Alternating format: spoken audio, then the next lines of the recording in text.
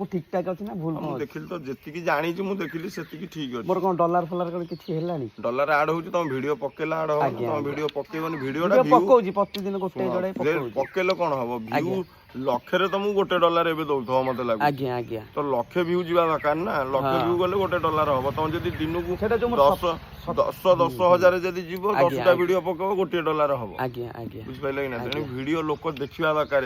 ଆଜ୍ଞା। ଲୋକ ଯଦି ଭିଡିଓ ନ ଦେଖିବେ ତମେ କଣ କରିବ? ଯାହା ହଉ ମତେ ଏତେ କଷ୍ଟର ମାନେ ଭାଇ ଯୋଉ ପ୍ରଥମରୁ ମତେ ଗୋଟେ ଝଟକା ଦେଲେ ମତେ ବହୁତ ଦୁଃଖ ଲାଗିଥିଲା। ମୁଁ ଏତେ କଷ୍ଟ କରିକି ଆସିଲି।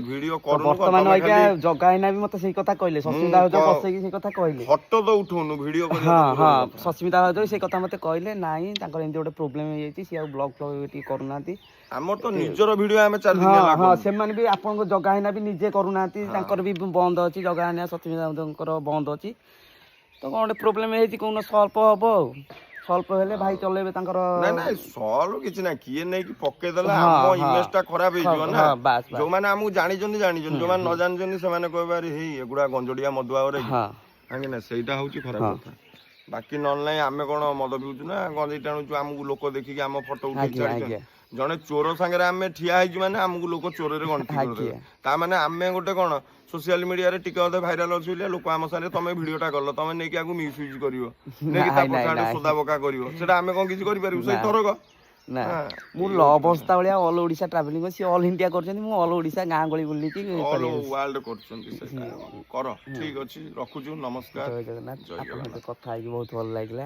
ଆଉ ମୋ ଦର୍ଶକ ମାନଙ୍କୁ କଣ କହିବେ? ଦର୍ଶକ ମାନେ ଟିକେ ଭାଇଙ୍କି ଟିକେ ସପୋର୍ଟ କରିବ, ଯୋଉମାନେ ଭିଡିଓ ଦେଖୁଥିବେ। ଭାଇ ଦେଖ, କାହାକୁ କହିଦେଲେ ମୁଁ କହିଦେବି ତମ ମୋ ମାନେ ମତେ ଯୋଉମାନେ ଫଲୋ ଅଛନ୍ତି ସେମାନଙ୍କୁ କହି ଭାଇ ଆଙ୍କୁ ଟିକେ ଫଲୋ କରିଦିଅ। ମୁଁ ଏମିତି କୁହେନି କେବେ।